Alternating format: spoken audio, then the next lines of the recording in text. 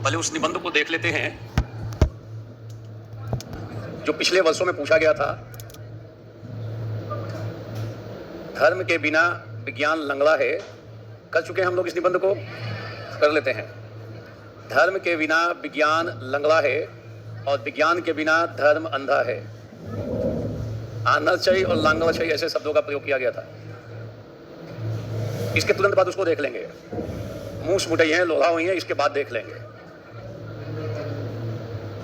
आज प्रयास करेंगे दो निबंधों को देखें। पहला, धर्म के बिना विज्ञान लांगड़ाई और विज्ञान के बिना धर्म आंधळाई। ऐसा लगता है कि यह मैथिल क्षेत्र की लोक कहावत है। वास्तव में यह स्टेटमेंट है अल्बर्ट आइंस्टीन का, अंग्रेजी से अनुवाद हो गया है सीधे सीधे मैथिल भाषा में। ऐसा नहीं कहेंगे कि वहां की कहावतों में यह प्रचलित है, मगर ऐसा करके पूछा गया है तो हम डिस्कशन कर रहे हैं। नोट करेंगे, धर्म के बिना, देखो ये इसका जो उत्तर होगा जो इसमें हम लोग डिस्कस करने जा रहे हैं वो कहीं दूसरी तीसरी जगह भी इंपॉर्टेंट हो सकता है, क्योंकि वर्तमान समय में विज्ञान तेजी से विकास कर रहा है, परंतु विज्ञान के साथ साथ लोगों की धार्मिक आस्था भी और साथ साथ मजबूत हो रही है। ऐसा नहीं कि विज्ञान के बढ़ने क्रम में लोग अधार्मिक हो रहे हैं और धार्मिक क्रियाकलाप बढ़ रहे हैं। ध्यान देना। तो हम इन दोनों के तालमेल को देखते हैं। लिख लिया हेडिंग? सारे लोग बोलो, लिख लिया?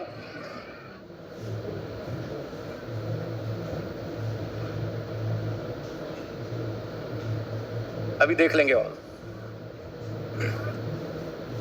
लिख लिया? ऐसे लिख लिया? पहले के स्ट्रक्चर बना लो। क्या चीज? धर्म के बिना विज्ञान लंगड़ा है, उसको नांगलछई बोल दो, या लंगड़ा है ज्यादा बेहतर है, लिख लो, सेंस क्लियर होना चाहिए। और विज्ञान के बिना धर्म अंधा है। विज्ञान के बिना धर्म अंधा है। कुल मिलाकर धर्म और विज्ञान के संबंध को पूछा गया है, रिलीजन और साइंस में क्या रिलेशन है, और कुल मिलाकर यह कहा गया है कि दोनों परस्पर पूरक हैं, एक के बिना दूसरा अधूरा है। धर्म विज्ञान के बिना अधूरा है, विज्ञान के बिना धर्म अंधा है, और धर्म के बिना विज्ञान लंगड़ा है, अंधा नहीं है। धर्म के बिना विज्ञान क्या है? लंगड़ा है। क्लियर? लिख लिया हेडिंग? बोलो, लिख लिया हेडिंग? अब ऐसे शुरुआत, पहले लिख लो स्ट्रक्चर क्या क्या करेंगे। एक तो प्रस्तावना लिखो, आप प्रस्तावना लिखेंगे, फिर बताएंगे धर्म का आशय क्या है, क्या मतलब यहां धर्म का आशय, क्योंकि किसके बीच संबंध बना रहे हैं हम लोग। तो धर्म क्या है के बाद हम बता देंगे विज्ञान क्या है। पहले प्रस्तावना, उसके बाद what do you mean by religion, what do you mean by science, science का मतलब क्या है, फिर बताएंगे धर्म के बिना विज्ञान लंगड़ा किस संदर्भ में। नोट करोगे, धर्म के बिना विज्ञान लंगड़ा। लिख तो लो, कहां देख रहे हो कौन आ जा रहा है। धर्म के बिना विज्ञान का आशय, क्या मतलब लंगड़ा है, विज्ञान लंगड़ा है। तो इसको कम से कम 3-4 पैराग्राफ में लिखोगे। किस पाठ को बोलो, किस पाठ को? कि धर्म के बिना विज्ञान लंगड़ा है। लंगड़े का संदर्भ क्या है? कि अधूरा और अपूर्ण है। लंगड़ा का मतलब क्या है? अपूर्ण है, लंगड़ा है, ठीक से चल नहीं सकता है, इसकी रफ्तार थोड़ी इधर उधर हो सकती है, लड़खड़ा सकता है, गिर सकता है। कौन?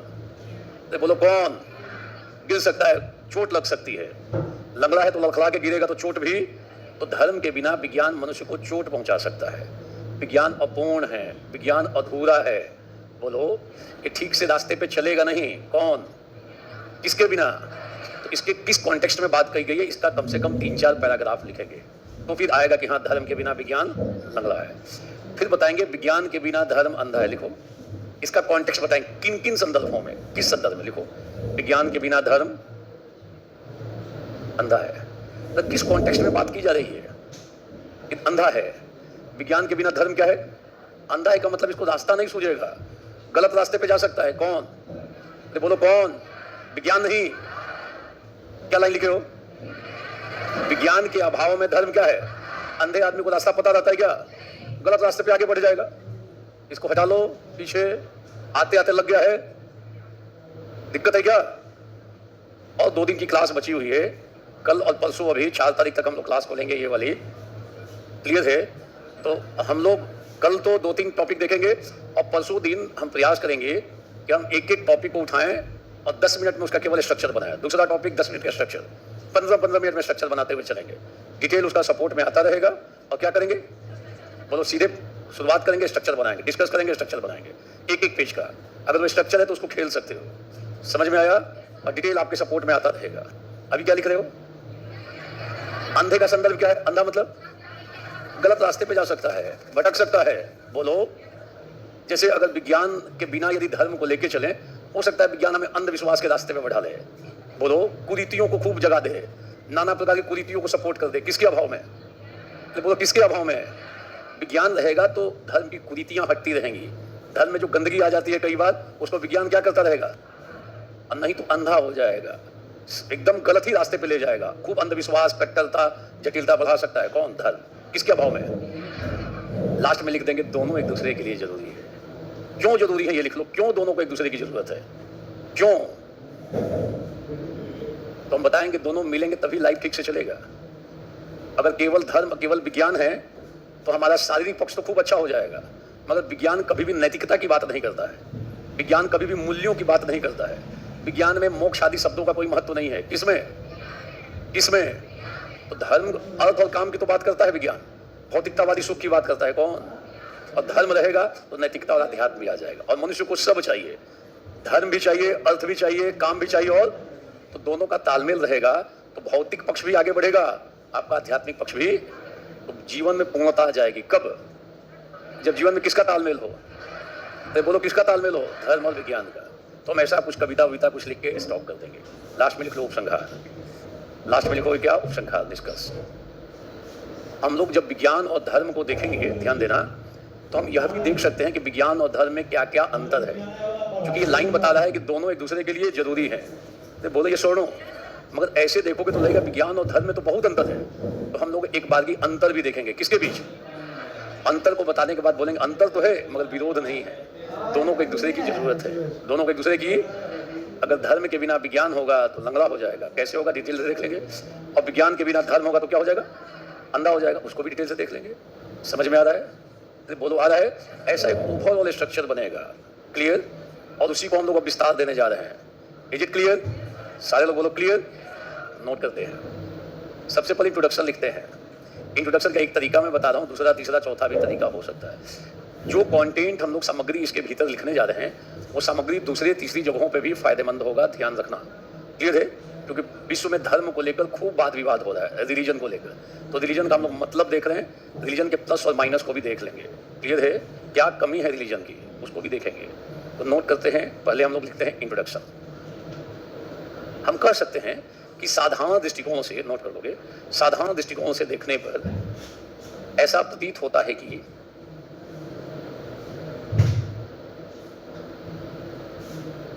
साधारण दृष्टिकोण से देखने पर ऐसा प्रतीत होता है कि धर्म और विज्ञान परस्पर विरोधी हैं।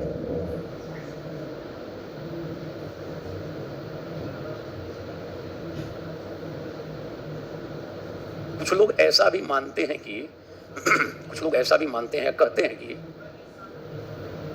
ऐसा कहते हैं कई लोग कि विज्ञान के आगे धर्म टिक नहीं सकता, विज्ञान के आगे धर्म टिक नहीं सकता।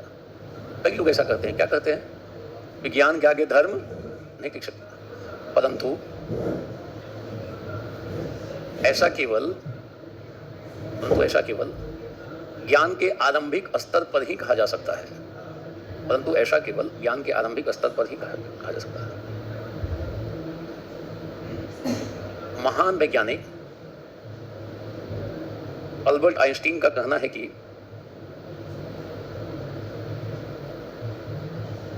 विज्ञान के बिना धर्म अंधा है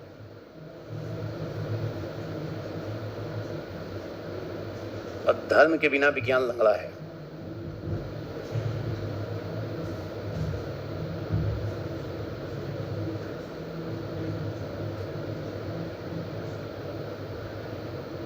किसी बोलो, क्या लिखा आपने? लिख लिया? ये किसका स्टेटमेंट है? बता, आइंस्टीन का स्टेटमेंट है। अब एक डिबेट की शुरुआत हम ऐसे कर सकते हैं, इस डिबेट की, कि कुछ वर्ष पहले कई विकसित देशों में जब डार्विन को सिलेबस में लाया गया, किसको? सारे लोग बोलो, किसको? इसको सिलेबस में लाया गया। किसको? डार्विन जनक माने जाते हैं किसके? अरे बोलो किसके? विकासवाद के जनक माने जाते हैं। सामान्यतः यह माना जाता है कि विकासवाद के थियरी ऑफ एवोल्यूशन। बोलो, तो जब विकासवाद को लाया गया तो विकासवाद एक वैज्ञानिक सिद्धांत है। कैसा सिद्धांत है? विज्ञान यह मानता है कि मनुष्य का धीरे धीरे धीरे धीरे विकास हुआ है।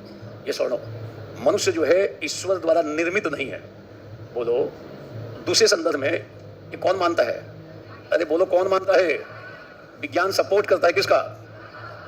और दूसरे साइड में जो धार्मिक व्यक्ति हैं, अधिकांश धार्मिक व्यक्ति, वे लोग सृष्टिवाद का समर्थन करते हैं। किसका? Creation theory. इस जगत का निर्माण किसने किया है? अरे बोलो किसने किया है? कई धर्म ग्रंथों में ऐसा माना गया कि इस जगत का निर्माण किसने किया, और इस जगत में ईश्वर की सर्वश्रेष्ठ कृति कौन? बोलने में दिक्कत है। मनुष्य ईश्वर की सर्वश्रेष्ठ कृति है, बेस्ट क्रिएशन ऑफ गॉड। कौन कहता है? अरे बोलो कौन कहता है? थॉट को समझना। एक साइड में विज्ञान कह रहा है जगत बनाया गया है किसके द्वारा? नहीं, विज्ञान। जगत किसका परिणाम? आप बिग बैंग थियरी आपने पढ़ा होगा। कौन सी थियरी? तो उल्का पिंड गिरा, धीरे धीरे ठंडा हुआ, फिर धीरे धीरे विकसित होते होते कहाँ तक आ गया मनुष्य तक। आपने एनसीईआरटी किताबों में देखा होगा, वो छोटा बंदर बड़ा बंदर करते करते होमोसेपियंस, निएंडरथल, क्रो मैग्नम पढ़ा है ना। तो इसका मतलब बंदर हमारे पूर्वज रहे हैं। अरे रहे हैं कि नहीं रहे? किसके अनुसार? तो एक साइड में धर्म ग्रंथ कह रहा है, अधिकांश धर्म ग्रंथ, जनिजम बुद्धिज्म आदि छोड़ के ध्यान देना, क्योंकि हमारा ईश्वर का कॉन्सेप्ट नहीं है। धर्म ग्रंथ कर रहा है कि इस जगत को बनाया किसने है और उसका बेस्ट क्रिएशन कौन? मानव है।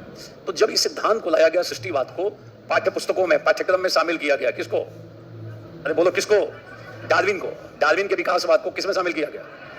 तो जो धार्मिक व्यक्ति थे, इन लोगों ने विरोध करना शुरू किया कि हमारी आस्था पे प्रहार करता है डार्विन, ये ठीक बात नहीं करता है। कौन से देश में? विकसित देश में। आप समझो, विकसित देशों में भी धार्मिक मनोवृत्ति कितनी प्रबल है। कौन से देश में? धार्मिक व्यक्ति जो रिलीजन्स को मानने वाले थे अलग अलग, वो लोग समझ पे आ गए कि डार्विन को क्यों पढ़ा रहे हो, हमारे धर्म ग्रंथ में ये कहा गया है, ये विपरीत बोल रहा है, इसको सिलेबस में शामिल, ये हमारी आस्था पे प्रहार करता है। बोलो, विरोध शुरू हुआ। किसके बीच संघर्ष? अरे बोलो किसके बीच? विज्ञान कह रहा है विकास का परिणाम है, जगत विकास का परिणाम है, जगत को किसी ईश्वर ने, मनुष्य किसका परिणाम है? अरे इस डिबेट को ध्यान कर देना, बहुत बड़ा डिबेट है ये। तो विज्ञान तो ये कह रहा है कि मनुष्य को ईश्वर ने, मनुष्य तो विकास का परिणाम है, धीरे धीरे विकसित होते। पहले हम लोगों की भी पूंछ थी, यूज करना बंद किया तो डिडक्ट हो गया, खत्म हो गया। अरे बोलो ये सुनो, पहले था, बंदर हमारे क्या है? तो इन लोगों ने विरोध किया।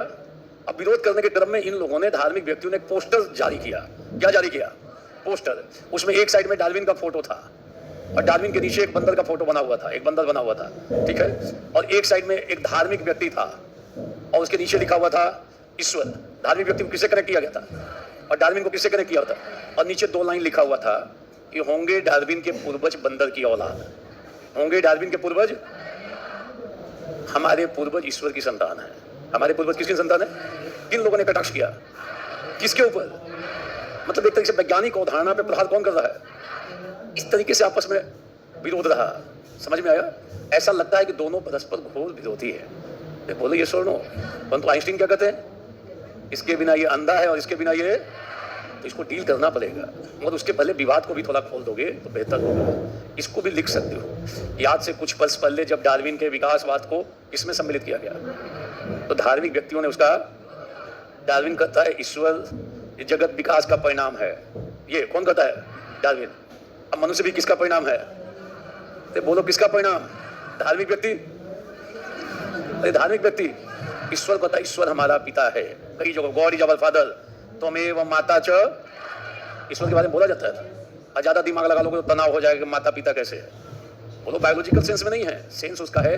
मोबाइल बंद करो पहले, कहीं से कॉल आ रहा है, बाहर खुली जगह है, जाओ घंटों बात करो। दिक्कत है क्या? सामने बैठ के मोबाइल में बात कर रहे हो?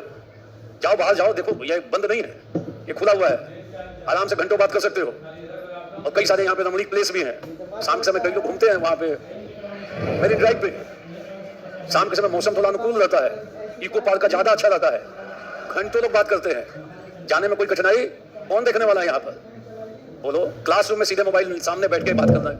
इतना वीआईपी कॉल आ रहा है, बिना बात किए चैन, लगता है मिस हो गया तो कहीं संबंध ना बिगड़ जाए।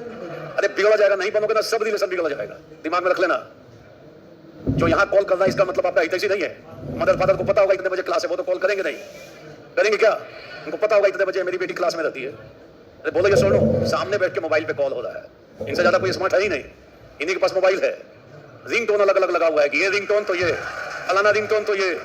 इतना स्मार्टनेस हो गया। तैयारी चल रही है किसकी? बीपीएससी की। वक्त लगेगा, फिर दिल पे नहीं लेना है।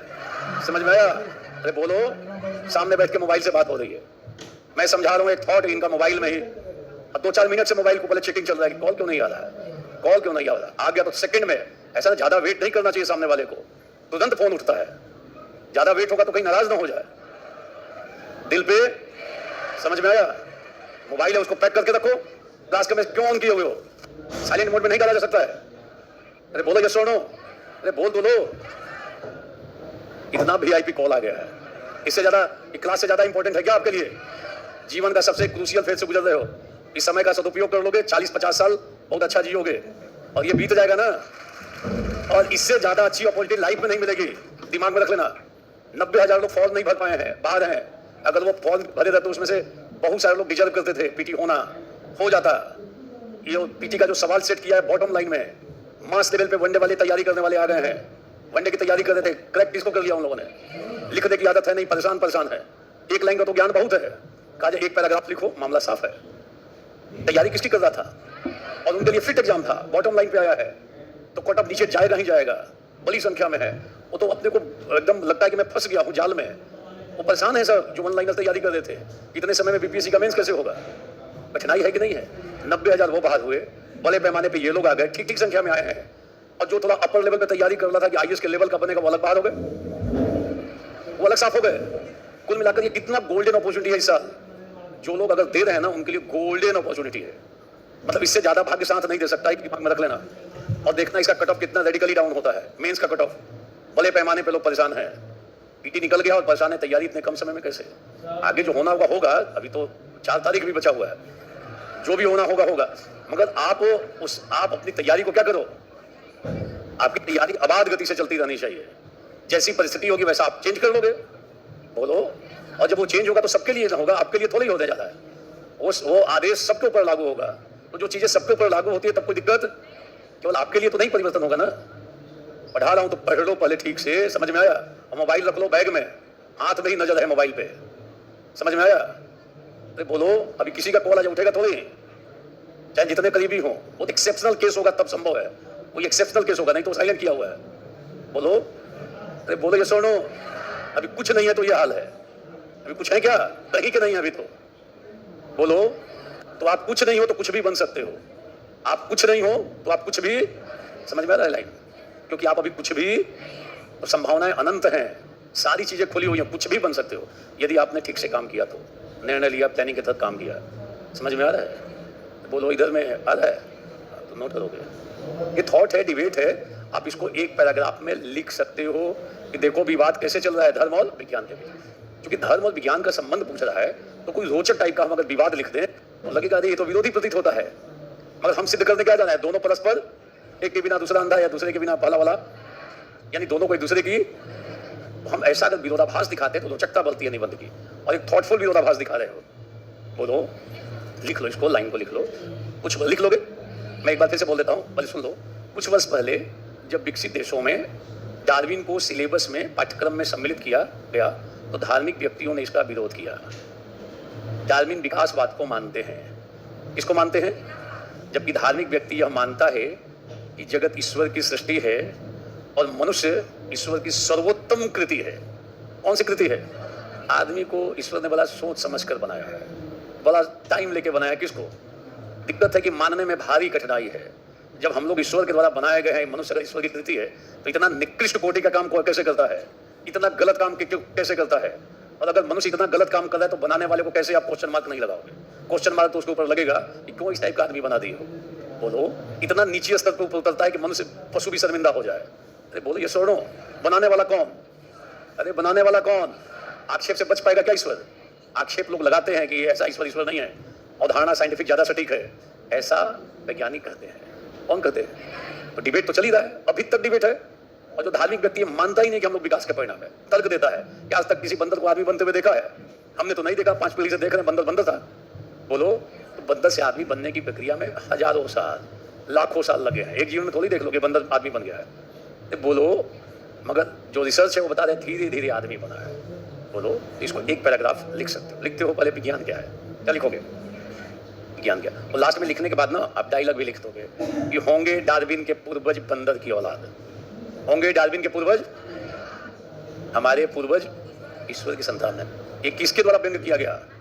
धार्मिक व्यक्तियों के द्वारा व्यंग किया गया। किसके ऊपर? डार्विन के ऊपर। मतलब विज्ञान पे प्रहार हो रहा है किसके द्वारा? धार्मिक व्यक्तियों के द्वारा। तो ये स्थिति रही है। तो एक थोड़ा विरोधाभास दिखा दोगे, और अच्छा विरोधाभास दिखा रहे हो, एक शॉर्ट फॉर्म में। टीचर भी पढ़ेंगे तो उनको भी लगेगा क्या अच्छा सा इसने कोट कर रखा है। और ये जब आया था तो आर्टिकल छपा था, ये देखो साइंटिफिक टेम्परामेंट, डेवलप कंट्री।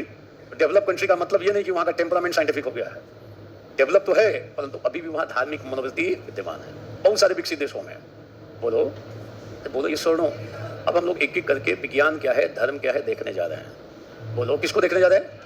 विज्ञान क्या है, और फिर देख लें दोनों में अंतर क्या है। अब जब अंतर आदि लिख लेंगे फिर दोनों का हम रिलेशन बताना शुरू करेंगे कि दोनों को एक दूसरे की जरूरत है। एक के बिना दूसरा अधूरा है, अंधा है या फिर लंगड़ा है। Is it clear? बोलो सेंस क्लियर हो रहा है कि धर्म के बिना इसमें लिखना क्या है। पहले भूमिका थोड़ा बहुत कोई डिबेट टाइप पे हो उसको दिखा दें, फिर विज्ञान और धर्म को परिभाषित करें, फिर अंतर दिखा दें, फिर दोनों के, और लास्ट में लिखेंगे दोनों का मिलन होगा ना लाइफ में, तभी लाइफ अच्छे से चलेगा। नहीं तो लाइफ अधूरा रहेगा। हमारे जीवन में धर्म भी रहे, हमारे जीवन में विज्ञान भी रहे। कई बार कहा जाता है ये जो दृश्य जगत है ना, जो दिखाई देने वाला जगत, इसमें हमें विज्ञान की बात माननी चाहिए। किसकी बात? और जो इस लोक से परे है, बोलो भौतिक जगत से परे है, उसमें हमें किसकी बात माननी चाहिए? वो भी चाहिए। केवल विज्ञान हमें पूर्ण संतुष्टि नहीं दे सकता। कई चीज़ों की संतुष्टि हमें कहाँ से मिलती है? रिलीजन से। दोनों का तालमेल होगा तो जीवन में संतुलन रहेगा, जीवन ज़्यादा बेहतर बनेगा, जीवन पूर्ण हो जाएगा, ऐसा कहा गया है। अब जैसे कुंभ मेले में बहुत सारे साइंटिस्ट गए कि नहीं स्नान करने के लिए, अच्छे अच्छे ज्ञानी धुरंधर लोग पहुंचे हुए थे। तो वो IITians भी पहुंचे हुए हैं, MBA वाले भी पहुंचे हुए हैं। उनको भी लगता है कि ये तो कुछ अलग ही आनंद है। तालमेल हो रहा है विज्ञान और धर्म का। अरे बोले कि सुनो, दोनों एक दूसरे के बिना अधूरे हैं। देखने का प्रयास करेंगे, नोट करोगे। पहले किसको लिख लें हम? विज्ञान क्या है, नोट करोगे। क्षेत्र विशेष का सुव्यवस्थित एवं क्रमबद्ध अध्ययन ही विज्ञान है। क्षेत्र विशेष का सुव्यवस्थित एवं क्रमबद्ध अध्ययन, well organised study of a particular field. क्षेत्र विशेष का सुव्यवस्थित एवं क्रमबद्ध अध्ययन ही विज्ञान है। विज्ञान में अनुभव, निरीक्षण, परीक्षण पर विशेष बल रहता है। एक्सपीरियंस, एक्सपेरिमेंट, ऑब्जर्वेशन आदि पे अनुभव, निरीक्षण, परीक्षण पर विज्ञान के आधार हैं। एक्सपेरिमेंट और ऑब्जर्वेशन, निरीक्षण और परीक्षण पर बल रहता है। क्या लिखा विज्ञान के बारे में? क्षेत्र विशेष का, फिर से बोलो, क्षेत्र विशेष का।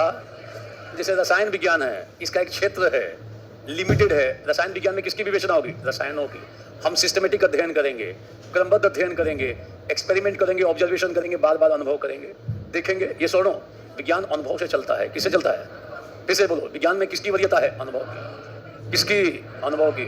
और विज्ञान जैसे भौतिक विज्ञान, किसकी विवेचना होगी? भौतिक तत्वों की। जीव विज्ञान एक पर्टिकुलर क्षेत्र है ना, तो विज्ञान क्षेत्र विशेष का, एक क्षेत्र विशेष का ऑर्गेनाइज तरीके से अध्ययन करता है, सिस्टमेटिक तरीके से, क्रमबद्ध तरीके से अध्ययन करता है। क्लियर? बोलो क्लियर। और एक्सपेरिमेंट ऑब्जर्वेशन की बात होती है। धर्म पे आ जाओ। धर्म, रिलीजन शब्द, रिलीजन, हम धर्म को सीधे सीधे क्या लिख रहे हैं? क्योंकि आइंस्टीन ने रिलीजन शब्द का प्रयोग किया है। धर्म का करने पर दिक्कत हो सकता है, हमने सीधे उसको क्या ले लिया है? रिलीजन। रिलीजन शब्द रिलीगियर से बना है। रिलीगियर से बना है। किससे बना है? रिलीगियर। जो रिलीजन शब्द है ये रिलीगियर से डिराइव हुआ है। कौन से शब्द से? रिलीगियर से, जिसका आशय है बांधना या जोड़ना। लिख लो, जिसका आशय है बांधना या जोड़ना। To connect, to fasten, to move. अब सवाल है, धर्म जोड़ने का काम करता है। क्या काम करता है? रिलीजन जोड़ने का काम। किसको जोड़ने का काम? पहला लिखोगे मानव को मनुष्य से जोड़ना। किससे जोड़ना? और दूसरा मनुष्य को ईश्वर से जोड़ना।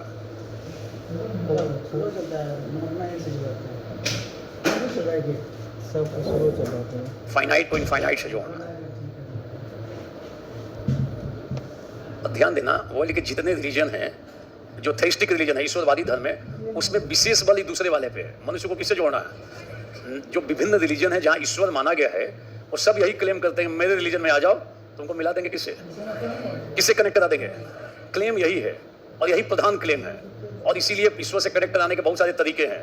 कहीं पे पूजा है, नमाज है, अरदास है, प्रेयर है, नाना प्रकार के उपाय है, नाना प्रकार के कर्मकांड हैं। ये करोगे तो मिल जाओगे किससे? सीधे सीधे कनेक्शन ही हो जाएगा। तो बोलो ये सुनो, फिर परलोक की बात भी खूब है। बोलो तो रिलीजन में किस पे बल है? बोलो रिलीजन में किस पे बल है? दूसरे वाले पे। प्रधान बल किस पे है? मनुष्य को किससे मिलाना है? ईश्वर से मिलाना है। बोलो विज्ञान का वो संदर्भ है और रिलीजन का ये संदर्भ है। हमने शाब्दिक अर्थ देखा है। आपको डेफिनेशन देखना हो तो गैलवे आदि का डेफिनेशन देख सकते हो, प्रिंटेड नोट्स में मिल जाएगा। हमने उसमें गैलवे, अभी वो नोट्स नहीं आया है, धर्म और विज्ञान के साथ मिला हुआ होगा, मिल गया। एक और मैं उसमें प्रोवाइड कर दूंगा जिसमें ये भी पार्ट आ जाएगा। अरे अभी बहुत सारा आ गया है ना, 35-40 तो अभी तक वो उस पर अपलोड हो चुका है। कितना अभी उस पर अपलोड हुआ है, जाके देखना हुआ है। ठीक है, ठीक है। तो ध्यान रखना, ये दोनों का संबंध, दोनों की ये स्थिति है। रिलीजन का हमने एक शाब्दिक अर्थ देख लिया और दूसरा हमने किसका अर्थ देख लिया? विज्ञान का। अब नोट कर लोगे विज्ञान और धर्म में अंतर, विज्ञान और धर्म में अंतर 5-7 अंतर देख लेते हैं। एक साइड में विज्ञान लिख लेना, दूसरे साइड में धर्म लिख लो। लेफ्ट साइड में विज्ञान, दूसरे साइड में धर्म। विज्ञान में वस्तुनिष्ठ तथ्यों पर बल, ऑब्जेक्टिव फैक्ट्स पर, वस्तुनिष्ठ तथ्यों पर बल।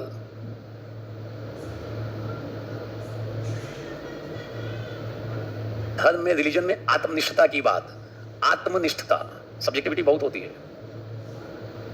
आत्मनिष्ठता के साथ साथ मूल्यात्मक पक्ष की उपस्थिति, आत्मनिष्ठता और मूल्यात्मक पक्ष की स्थिति। मूल्यात्मक, विज्ञान भौतिक जगत पर बल देता है, ये श्लोक पे जो दिख रहा है, विज्ञान भौतिक जगत पे बल देता है। बहुत परलोक की बात कम करेगा, करता ही नहीं है कि वो स्वर्ग है तो नरक है तो ये है, ये सब बात नहीं करता है। लिख लोगे धर्म में, रिलीजन में अलौकिकता पर बल, अलौकिकता पर बल। किस पे बल है?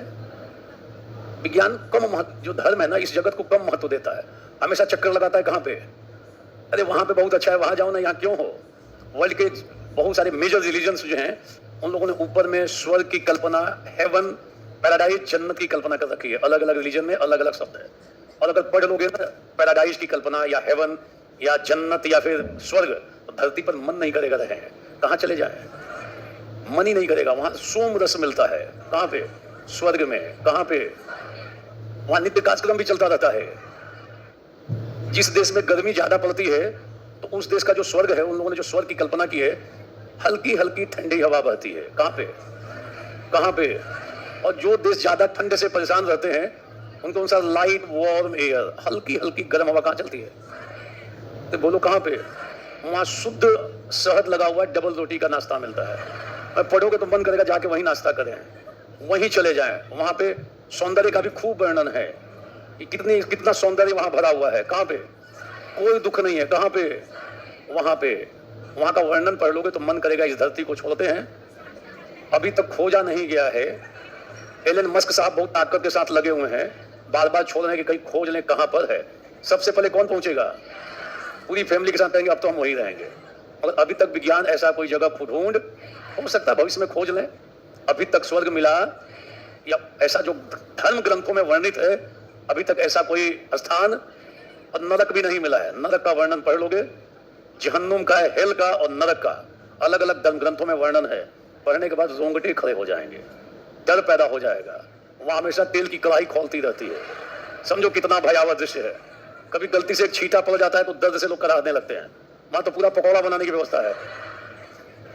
समझ में? कितना डर, रूह कांप जाएगी अगर पढ़ लोगे तो डर के आप बुरा काम नहीं करोगे और लोभ से प्रेरित होकर अच्छा काम करोगे।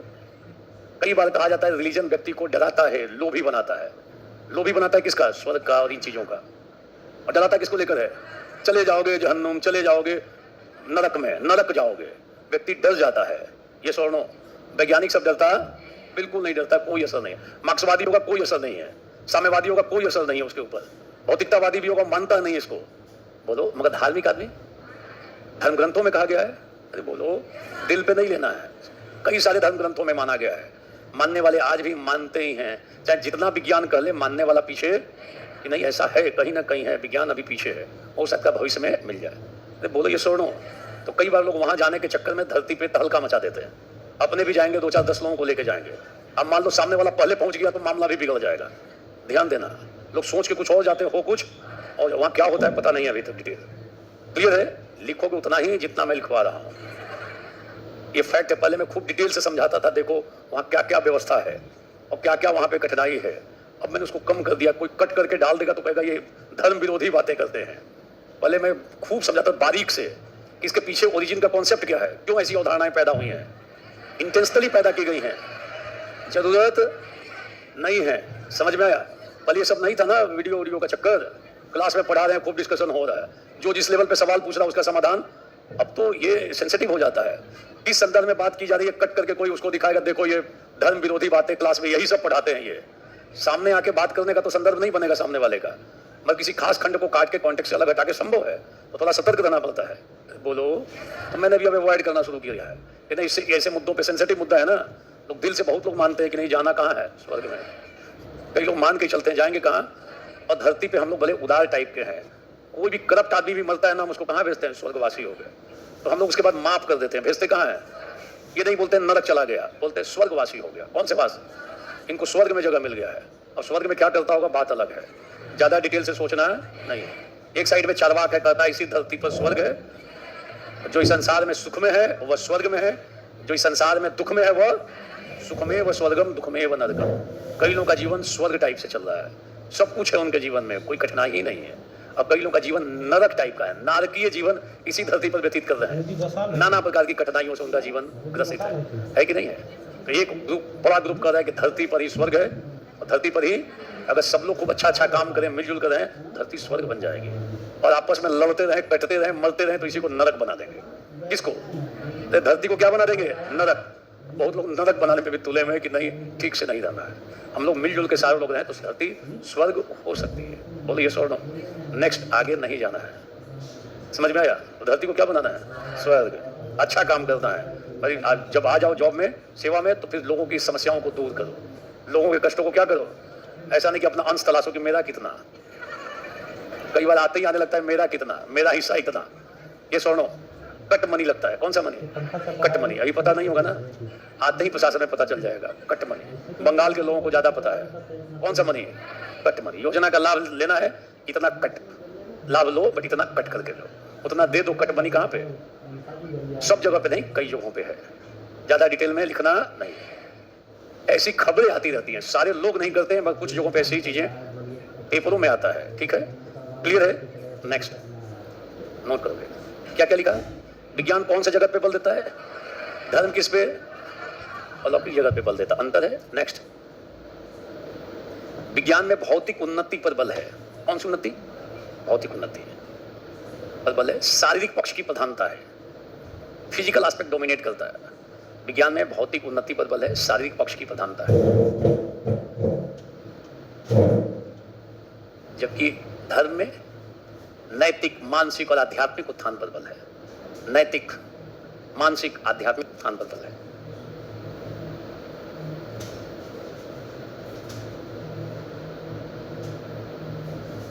विज्ञान में निरीक्षण परीक्षण पर बल है, एक्सपेरिमेंट ऑब्जर्वेशन। विज्ञान में किस पे बल है? धर्म में आस्था, श्रद्धा आदि का महत्व है। धर्म में किसका महत्व है? श्रद्धा का, आस्था का, विश्वास का खूब मेजर रोल है। आस्था, विश्वास, श्रद्धा, अंतरात्मा भी लिख लो, अंतरात्मा, इंट्यूशन भी लिख सकते हो, अंतःकरण। कई बार लोग कहते हैं मेरी अंतरात्मा ऐसी बात करती है, तो ये सब बातें धार्मिक संदर्भ में होता है, वैज्ञानिक संदर्भ में नहीं कि मेरी अंतरात्मा ये कर रही है तो मान लो। कहेगा एक्सपेरिमेंट करो, ऑब्जर्वेशन करो, तब जाके मानेंगे। क्लियर? बोलो क्लियर। नेक्स्ट कर लो। विज्ञान के विश्वास प्रामाणिक विश्वास होते हैं। विज्ञान के विश्वास प्रामाणिक विश्वास, justified belief. Scientific beliefs are justified belief. प्रामाणिक विश्वास होते हैं। विज्ञान के विश्वास कैसे होते हैं? कैसा विश्वास? प्रमाणित। धर्म के विश्वास स्वीकृत विश्वास होते हैं, स्वीकृत, एक्सेप्टेड बिलीफ्स। कैसे विश्वास? स्वीकृत विश्वास। और यहां पे प्रामाणिक विश्वास होते हैं। कैसे विश्वास होते हैं? विज्ञान विश्वास तभी करता है जब उसका प्रमाण मिल जाए। पहले प्रमाण देगा, बाद में कहेगा ठीक है ये सही है, इसको आप मान लेते हैं। तो विज्ञान के विश्वास कैसे विश्वास? और रिलीजन के विश्वास मान लेता है, जैसे ईश्वर, मान लिया ईश्वर है, मान लिया कि कौन सा है, स्वर्ग है। अरे बोलो, ये स्वीकृत विश्वास है। और यहां पे मानता किसके आधार पर है? आस्था के आधार पर। किसके आधार पे? ईश्वर में श्रद्धा है, ईश्वर में आस्था है, फेथ है, डेडिकेशन है, मान लेते हैं। अरे बोलो, ये सुनो, वो प्रमाण ढूंढता है, कहता प्रमाण नहीं है, मानेंगे नहीं। कौन? अरे बोलो कौन? ऐसा इस अंतरों को देखने से फिर एक पॉइंट और लिख लो। विज्ञान हम लोग की बात करता है। किसकी बात? वी की नहीं, विज्ञान में ऐसे लिख लो, वो हम लोग मत, विज्ञान में लिखो। विज्ञान में सर्व की बात की जाती है। किसकी? सर्व, सभी की बात की जाती है, सभी। लिख लो, विज्ञान सर्व की बात करता है। किसकी बात? फिर से बोलो, विज्ञान सब किसकी बात करता है? सभी की बात करता है। धर्म में हम लोग और वे लोग की बात की जाती है। लिख लो, हम लोग और वे लोग, दोनों को इन्वर्टेड कॉमा डालना, वी एंड दे। रिलीजन में हम लोग और वे लोग, इस पे बड़ा डिबेट है, हम लोग और वे लोग पे। कई आर्टिकल छपे हैं वी और दे पे। किस पे? वी और दे पे 1000 शब्द 2000 शब्द लिखा जा सकता है। किस पे? हम लोग और। आप कभी धार्मिक आदमी को बात करते हुए सुनो, हमेशा कहेगा हम लोग ऐसा मानते हैं, वे लोग ऐसा नहीं मानते हैं। वे लोग ऐसा, हम लोग इस तरीके से करते हैं, वे लोग दूसरे टाइप से आचरण करते हैं। बोलो ये सुनो, तो हमेशा धार्मिक व्यक्ति वी और दे में बांट कर चलता है। कैटेगराइज कर दिया आदमी को, पब्लिक को बांटा दो भाग में, वी जो मानने वाले और दे जो नहीं मान रहे हैं। विज्ञान साइंटिस्ट कभी नहीं कहता कि हम लोग ऐसा मानते हैं और वे लोग ऐसा। जो बात साइंस करता है किसके लिए? सभी के लिए। अरे बोलो किसके लिए? तो साइंस किसके लिए बात करता है? सभी के लिए। और धर्म वी और दे में बात करता है। ये छोटा सा शब्द है, इस पे कई आर्टिकल छप चुके हैं, अच्छे मैगजीन्स में, अच्छे पेपरों में डिबेट हो जाता है। किसको लेकर? वी और बोलो हम लोग और। तो विज्ञान हम लोग और वे लोग में बात करता है, ये धर्म। और विज्ञान सभी के लिए की बात करता है। जो बात बोलता है विज्ञान, ये नहीं कि हम लोग मानते हैं और वे लोग, बोलता है ये यूनिवर्सल ट्रुथ है, ये सबको मानना पड़ेगा। क्लियर? अरे बोलो ये सुनो, इतना अंतर आपने देख लिया किसके बीच? और अब हम लोग दिलते रहे कि दोनों को एक दूसरे की जरूरत है। बोलो, आप लिख सकते हो, स्पष्ट है कि विज्ञान और धर्म में अंतर है। स्पष्ट है कि इतना लिखने के बाद नीचे, परंतु इसका मतलब यह नहीं है कि वे परस्पर विरोधी हैं। दोनों में घनिष्ठ संबंध है। लिखो, विज्ञान और धर्म में अंतर है, परंतु इसका आशय यह नहीं है कि दोनों परस्पर विरोधी हैं।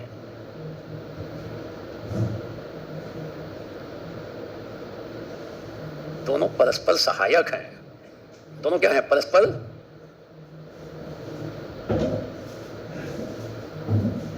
दोनों एक दूसरे को सपोर्ट करते हैं। धर्म के बिना विज्ञान लंगड़ा है। फिर से लिख दो, धर्म के बिना विज्ञान क्या है? लंगड़ा है, अर्थात अधूरा है, अपूर्ण है। और विज्ञान के बिना धर्म अंधा है, वो उसे सही और गलत का पहचान नहीं हो पाएगा।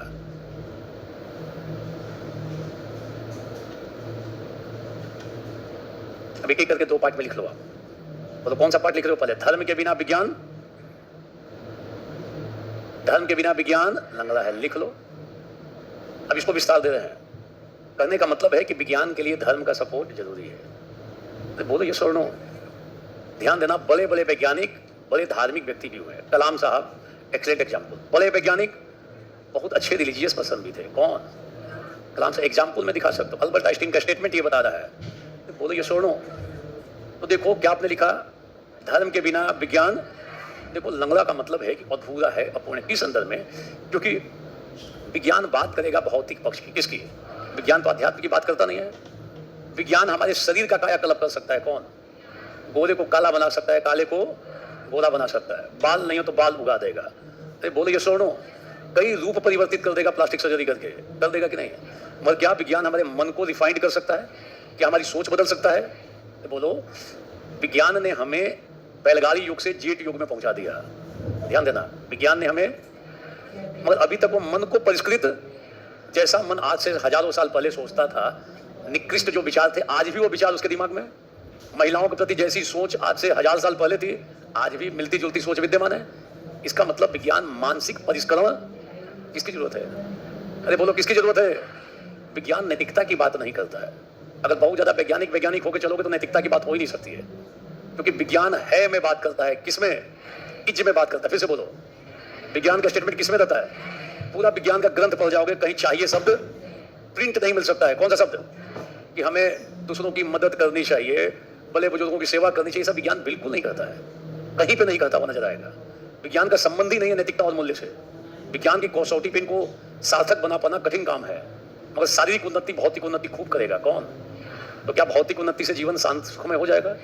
कई लोगों के जीवन में खूब पैसा है, खूब धन है, सुख सुविधा के तमाम संसाधन हैं, बोलो बड़ी सी गाड़ी भी है, बड़ा सा मकान, बंगला, सब कुछ है, शांति नहीं है, मानसिक शांति, जीवन में नैतिकता नहीं है। पता चलता है खूब पैसा है, अथाह पैसा है, 2 दिन के बाद सुसाइड करते हुए नजर आते हैं, पब्लिक प्लेस पे चहकते हुए नजर आते हैं। इसका मतलब भीतर से उनका जीवन क्या था? पैसा, बहुत पैसा होना सुख की अनिवार्य गारंटी नहीं है, ध्यान देना। केवल पैसा हो और खूब सुखी हो जाए कोई व्यक्ति, ऐसा बहुत सारे पैसे वाले लोग मिलेंगे, दवा खाने खाए बिना नींद नहीं आती है, और कई लोग उनकी तुलना में कम है और आराम से सुखमय जीवन व्यतीत कर रहे हैं। तो धर्म जरूरी है, धर्म के अभाव में नैतिकता घट जाएगी, मानसिक और आध्यात्मिक संतुष्टि नहीं होगी। विज्ञान क्या है? लंगड़ा है। क्या है? बोलो क्या है? ये सब लाइन लिख सकते हो कि विज्ञान ने हमें बैलगाड़ी युग से कौन से युग में पहुंचा दिया, परंतु मन की गाड़ी अभी भी सामंतवादी सोच खींच रहा है। मन की गाड़ी को कौन खींच रहा है? वही सोच अभी भी है, निकृष्ट सोच। बोलो किसकी जरूरत है? धर्म की। वही हमारे मानसिक पक्ष को रिफाइंड कर सकता है। कौन? अरे बोलो कौन? धर्म। नोट करोगे, धर्म एक संदर्भ में विज्ञान को सहारा देता है और उसकी गति को निर्धारित करता है, उसकी दिशा को निर्धारित करता है। धर्म एक संदर्भ में विज्ञान को सहारा देता है और उसकी दिशा को निर्धारित करता है।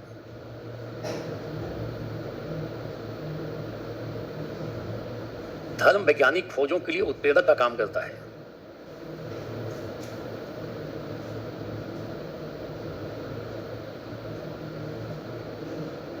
धर्म वैज्ञानिक खोजों के लिए उत्प्रेरक का काम करता है। किसके लिए? आप जब ये हिग्स बोसान पे चर्चा हो रही थी, लास्ट पार्टिकल की बात हो रही थी ना, विश्व का लास्ट पार्टिकल, उसको लोगों ने क्या कर दिया? गॉड्स पार्टिकल है। साइंस की खोज चल रही है, लास्ट में किसको लाया जा रहा है? गॉड्स पार्टिकल कहा गया। और जो ग्रुप लगा हुआ था कि विश्व का मूल तत्व या जो लास्ट पार्टिकल्स को खोजा जाए, उन लोगों ने माना कि इस क्रम में हम लोगों ने धर्म ग्रंथों का भी सहारा लिया है कि धर्म ग्रंथों में क्या कहा गया जगत की उत्पत्ति के बारे में। अभी जिनेवा में अभी भी रिसर्च चल रहा है कि जगत की उत्पत्ति के मूल में क्या था। अभी ये माना गया ना कि जो हिग्स बोसान कहा गया, या कह सकते हो कि सबसे लास्ट पार्टिकल कौन सा है? कौन सा है? गॉड पार्टिकल्स नहीं, उसका अभी जो लास्ट पार्टिकल उसको क्या कहा गया? हम ऐसे गॉड पार्टिकल्स बोल देते हैं, क्वार्ट्ज कहा गया है। क्या कहा गया है? क्या कहा गया है? लास्ट पार्टिकल है ना। हम कई बार गॉड्स पार्टिकल भी शब्द का प्रयोग कर रहे हैं। क्या दर्शा रहा है? वैज्ञानिकों ने भी माना कि रिसर्च के क्रम में हम लोगों ने धर्म ग्रंथों का भी सहारा, उसमें क्या कह रहा है, और उससे उनको गाइडलाइन भी मिला कि हाँ इस दिशा में आप रिसर्च कीजिए। तो धर्म एक तरीके से सपोर्ट कर रहा है, सहारा दे रहा है। किसको? बोलो किसको? नेक्स्ट, विज्ञान जीवन में अर्थ और काम पर बल देता है। विज्ञान जीवन में अर्थ और काम पर बल देता है। अर्थ और काम मतलब शारीरिक पक्ष पे बल देता है। अर्थ और काम अर्थात शारीरिक पक्ष पे बल देता है, जिसकी चरम परिणति पूंजीवाद और उपभोक्तावाद में होती है। जिसकी चरम परिणति पूंजीवाद और उपभोक्तावाद में होती है। पूंजीवाद और उपभोक्तावाद में होती है। यह मानव के संपूर्ण विकास में बाधक है। यह मानव के संपूर्ण विकास में, देखो विज्ञान जीवन में अर्थ और काम अर्थात शारीरिक पक्ष को महत्व देता है। इसकी चरम परिणति पूंजीवाद और उपभोक्तावाद में होती है। इसे मानव व्यक्तित्व का संपूर्ण विकास नहीं हो पाता, अधूरा हो गया मानव का व्यक्तित्व। अब धर्म को ला रहे हैं। धर्म मनुष्य के, धर्म लिख रहे हो ना, धर्म मनुष्य के, आगे मैं देख रहा हूं लिख रहे हैं, इनकी तुलना में तुम पीछे जा रहे हो। मैं देख लेता हूं यहां लिख रहे हैं, तब जाके मैं आगे बढ़ता हूं। धर्म मनुष्य के नैतिक, मानसिक, धर्म मनुष्य के नैतिक, मानसिक और आध्यात्मिक पक्ष की संतुष्टि का प्रयास करता है।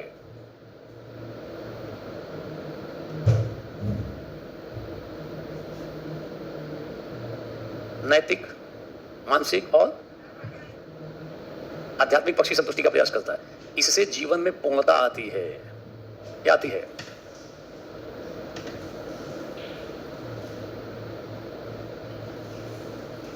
देखो विज्ञान जो है ना, सृजन भी कर सकता है और विनाश भी कर सकता है। कौन? सारे लोग बोलो विज्ञान क्या कर सकता है? और तो उसके सृजनकारी स्वरूप को बढ़ावा देने के लिए विज्ञान को किससे जोड़ना पड़ेगा? धर्म से, तब वो सृजन करेगा। और नहीं होगा तो विनाश का रास्ता प्रशस्त कर देगा। कौन? तो नोट कर लोगे, धर्म विज्ञान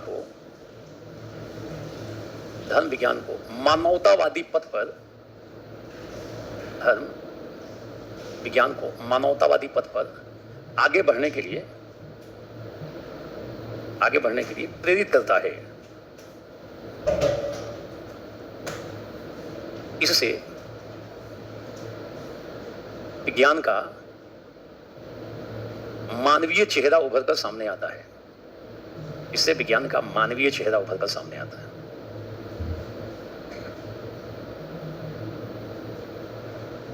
बोलो, फिर बोलो, विज्ञान के कितने रूप हो सकते हैं? या तो सृजन करेगा, विनाश भी कर सकता है। तो विनाश के रास्ते से हटाने में और उसे सृजनकारी बनाने में किसकी भूमिका है? इसलिए धर्म जरूरी है। किसके लिए? नहीं तो लंगड़ा हो जाएगा, गिर जाएगा। तो नोट करोगे, विज्ञान सृजनकारी या विनाशकारी भूमिका अदा कर सकता है। या विज्ञान के दो रूप संभव हैं। विज्ञान के दो रूप संभव, बदल लो थोड़ी भाषा। विज्ञान के कितने रूप संभव है? दो रूप। पहला सृजनकारी और दूसरा विनाशकारी। त्राही त्राही मचा सकता है विज्ञान। बोलो, कौन सा रूप? सृजनकारी और। तो विज्ञान को विनाशकारी रास्ते से हटाकर सृजनकारी रास्ते पर लाने में किसकी भूमिका? लिख लो, विज्ञान को विनाशकारी रास्ते से हटाकर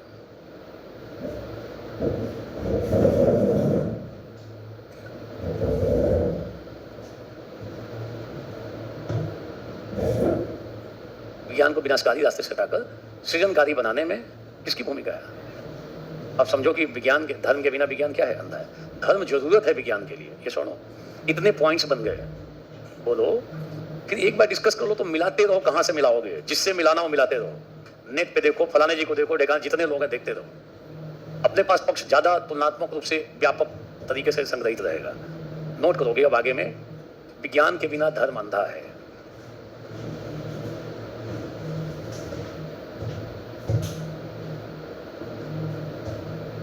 विज्ञान के बिना धर्म। अच्छा, विज्ञान रहेगा तो क्या करेगा ये बताओ? धर्म को अंधविश्वास से, रूढ़िवादिताओं से और कुरीतियों से क्या करेगा? बचाएगा। उस रास्ते पे आगे बढ़ने से क्या करेगा? अगर विज्ञान की मदद न हो तो अंधविश्वास भर जाएगा, कुरीतियां भर जाएंगी, ये सुनो, पूर्वाग्रहों से युक्त हो जाएगा। तो नोट करो, विज्ञान धर्म को रूढ़िवादिताओं, अंधविश्वासों एवं कुरीतियों से बचाता है। अंधविश्वासों, superstitions, preconceived notions, blind beliefs, अंधविश्वासों, कुरीतियों, रूढ़िवादिताओं से क्या करता है? बचाता है। क्लियर? सेकंड पॉइंट,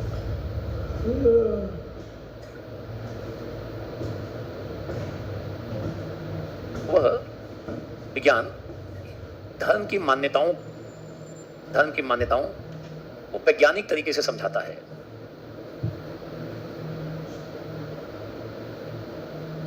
इससे धर्म में आस्था और मजबूत भी होती है।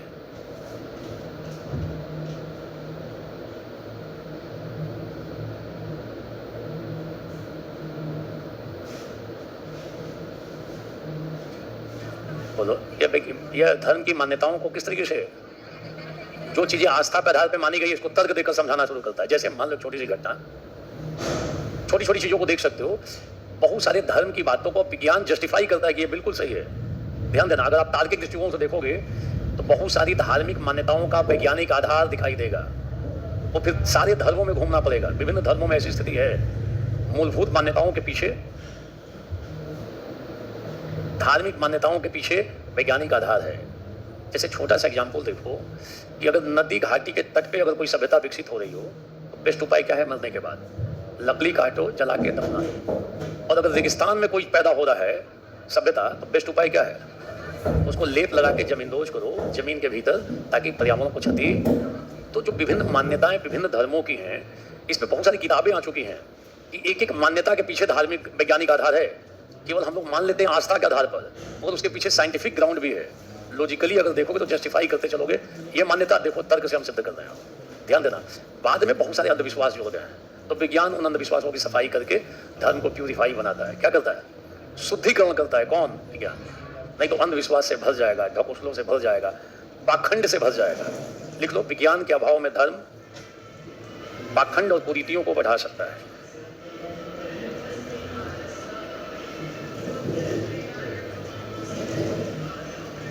विज्ञान के अभाव में धर्म में पाखंड और कुरीतियां बढ़ सकती हैं। सबकी सफाई करता रहता है ये विज्ञान। क्लियर? बोलो क्लियर? इसी में लिख लोगे आगे में। विज्ञान पहला चीज करके विज्ञान और धर्म के अंतर संबंधों को, विज्ञान और धर्म के अंतर संबंधों को स्पष्ट करते हुए ब्रूनो ने कहा है, ब्रूनो विज्ञान और धर्म के अंतर संबंधों को स्पष्ट करते हुए ब्रूनो ने कहा है, किसने कहा है?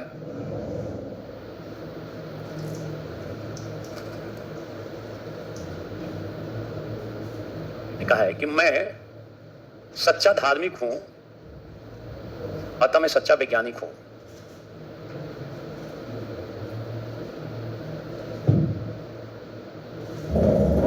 विश्व कल्याण के लिए धर्म और विज्ञान का मिलन आवश्यक है। विश्व कल्याण के लिए धर्म और विज्ञान का मिलन आवश्यक है।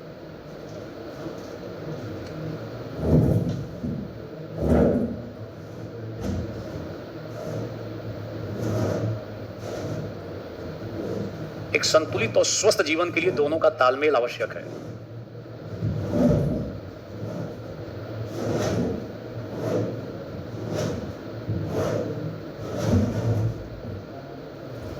एक संतुलित और स्वस्थ जीवन के लिए दोनों का तालमेल आवश्यक है। अब 4 लाइन की कविता लिख लो, एंड कर सकते हो। सही रूप उभरेगा उस दिन मानव के कल्याण का, उस दिन मानव के उत्थान का। सही रूप उभरेगा उस दिन, बोलो सही रूप उभरेगा उस दिन, जिस दिन होगा मिलन विश्व में धर्म और विज्ञान का। जिस दिन होगा मिलन विश्व में धर्म और विज्ञान। स्वस्थ सृजन का प्रेरक होगा, स्वस्थ सृजन का प्रेरक होगा श्रद्धा और तर्क का संगम। स्वस्थ सृजन का प्रेरक होगा श्रद्धा एवं तर्क का संगम, श्रद्धा और तर्क का संगम। बुद्धि हृदय मिलकर छेड़ेंगे, बुद्धि हृदय मिलकर छेड़ेंगे। कई लोग लिख रहे हैं छेड़ेंगे, छेड़ना। बुद्धि हृदय मिलकर छेड़ेंगे। वाणी की सुंदरतम सरगम, वाणी की सुंदरतम सरगम। निखरेगा हर एक कला में, निखरेगा हर एक कला में नए रूप इंसान का।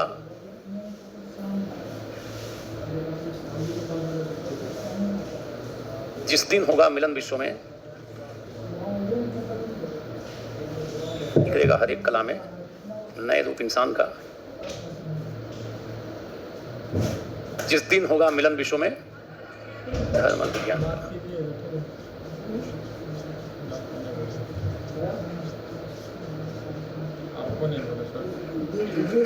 ऐसे आप कंक्लूड कर सकते हो। कुछ प्रिंटेड नोट्स का हेल्प ले लोगे तो ये टॉपिक हो जाएगा। विज्ञान और धर्म परस्पर पूरक है। एक अगर शॉर्ट में देखोगे तो ध्यान देना, विज्ञान जो है, ध्यान देना, ये विज्ञान सृजनकारी भी है और विनाशकारी भी है। तो इसको हटाने में और इसको प्रमोट करने में किसकी भूमिका? धर्म की भूमिका। बोलो विज्ञान जो है, ध्यान देना, थोड़ा स्ट्रक्चर से भी समझ में आएगा। मनुष्य के शारीरिक उत्थान पर बल, किस पे? शारीरिक उत्थान पर बल, केवल इस पे बल है, इस पे। अब धर्म रहेगा, रिलीजन रहेगा तो ऐड कर देगा क्या? नैतिक, मानसिक और आध्यात्मिक। तो पूर्णता ला दिया। धर्म क्या करेगा? नैतिक, मानसिक और, तो सार समझ लो, सार एसेंस क्या है इसका? धर्म विनाश, विज्ञान विनाश पे भी चल सकता है, और तो इस रास्ते से हटाने में और इस रास्ते को किसकी भूमिका? धर्म जरूरी है। बोलो ये सुनो, विज्ञान किस पे बल? केवल इसी से मानव का तो कल्याण हो नहीं सकता। बोलो शारीरिक पे ज्यादा बल देता है। शरीर के बारे में जितना चीजें सब कर देगा, ब्लड चेंज कर देगा, तमाम चीजें चेंज कर देगा, हड्डियों को तोड़ के पतला भी कर सकता है। बोलो लोच ज्यादा बना सकता है, जैसा कि उन्होंने किया था कौन थे वो बहुत बड़े डांसर जो अमेरिका के थे? Michael Jackson. पूरी टीम रहती थी, कई सारे डॉक्टरों की टीम रहती थी कि एनी टाइम जरूरत पड़े। कोई काम आया क्या? करोड़ों रुपया महीने का खर्च था हमेशा डॉक्टरों की टीम के साथ। पूरे बॉडी में इतना ज्यादा सारे नीडल्स लगा रखा था। लास्ट में क्या स्थिति हुई? कभी माइकल जैक्सन की स्थिति का वर्णन पढ़ना, सबक मिलता है। कभी स्टोरी पढ़ना कि लास्ट मोमेंट में उनके साथ क्या क्या हुआ। डॉक्टरों की फौज धरी की धरी रह गई। उनको लगता था कि हम बहुत अलग स्तर पे जा रहे हैं। क्या कठिनाई हुई, आप कभी पढ़ोगे तो समझ में आएगा कि कैसे चीजें आदमी एक अलग स्तर पे सोच के अपने लिए कठिनाई पैदा करता है। क्लियर है? तो ये बोलो, विज्ञान के लिए कौन जरूरी है? क्या लाएगा? एक पार्टी हो गया, छोटे से स्ट्रक्चर से खेल सकते हो। और धर्म के साथ क्या है? धर्म, धर्म बोलो, ये मानवतावाद को भी बढ़ा सकता है। किसको? और अंधविश्वास, और अंधविश्वास, पाखंड, बोले ये सुनो, कुरीति, कुरीतियों को, रूढ़िवादिताओं को, तो बोले ये सुनो, इसको रोकने में किसकी भूमिका? तो दो रूप तो है, अपने आप ये रूप बढ़ेगा। तो बोलो ये सुनो। और विज्ञान ज्यादा धार्मिक, ये तीन तो पक्ष की बात करता है, नैतिक, मानसिक और, मगर इस लोक की उपेक्षा करता है और शारीरिक पक्ष में ज्यादा बल नहीं। हमेशा कहता है वहां चलते हैं। धर्म कहता है पहले यहां तो व्यतीत कर लो। विज्ञान कहता है पहले ये भी लोग सही है। ये सुनो, ये तो पलायनवादी है। कई बार धर्म कई बार पलायनवाद को बढ़ावा देता है और भाग्यवाद को बढ़ावा देता है। किसको? यहाँ पे ये भी लिख लोगे, अंधविश्वास, पाखंड, कुरीतियां, रूढ़िवादिता, भाग्यवाद और, सारे लोग बोलो भाग्यवाद, और इन सबको दूर करने में किसकी भूमिका? अरे बोलो किसकी भूमिका? दिखाओ। तो इनके लिए विज्ञान भी जरूरी है। तो धर्म अंधा हो जाएगा। पलायनवादी है, कहता है ये इसको छोड़ो, वहां चलो। कहां चलो? विज्ञान कहता है ये सही है, ये जगत सत्य है, ये मिथ्या नहीं है, आभास नहीं है, वहां कुछ नहीं है, यहीं पे है। कौन? विज्ञान। बोलो, तो इसको हटाने में किसकी भूमिका? इसका मतलब अंधा हो जाएगा विज्ञान के बिना। कौन? सूझेगा नहीं कौन सा रास्ता पकड़े। तो ये सब साफ करोगे तो धर्म को दिखाई देगा कि नहीं रास्ता, कि ये सही रास्ता। अरे बोलो ये सुनो, तो ये कोर एलिमेंट है, इसके बेस पे खेल सकते हो। एक पेज का स्ट्रक्चर अगर बनाते हो तो आगे तक चल सकते हो। नेक्स्ट, लिख लिया? बोलो लिख लिया। अब लिखो, मूस मुढ़इये ना हाथी हुई है। हाँ, लिखो। कितना याद है? अरे अपने मन से देखो, एक पैराग्राफ, दो पैराग्राफ भी भूमिका में हो सकता है। 7-8 लाइन की भूमिका लिख दो। अरे एक पेज में प्रयास करो 3 से 4 बार पैराग्राफ चेंज हो। पूरा पूरा भरो मत, छोटा छोटा पैराग्राफ। मैंने बोला ना, टॉपर की कॉपी देखो, टॉपर्स की कॉपी देखो, सभी आइडिया मिल जाएगा। निकाले हो, उनको फॉलो करो ना। जिसको लिख के लोग नंबर 70-72 पा चुके हैं, उसको फॉलो करने में दिक्कत क्या है? यहाँ का ट्रेंड वही सेट हो रहा है, उसी को फॉलो करना है। सीधा सा मतलब है, ज्यादा बुद्धि नहीं लगाना है। एक पेज में 3 से 4 पैराग्राफ। कितना पैराग्राफ?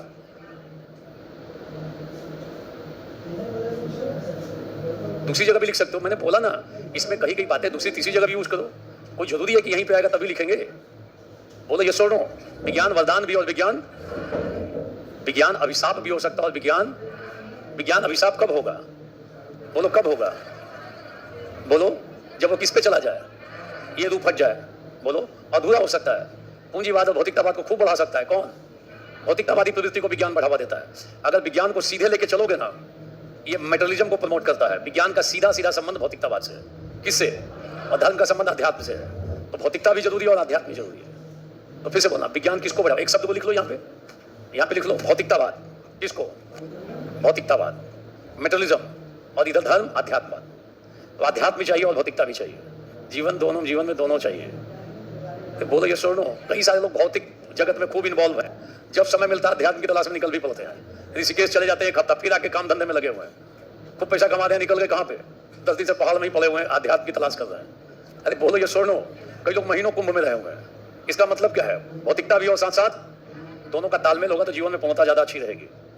एक पक्षी नहीं होगा तो जीवन अधूरा हो जाएगा। अरे बोलो ये सुनो, दैट्स ऑल। आगे बोलते हैं, क्या लिख रहे हैं? मूस मोटाई है,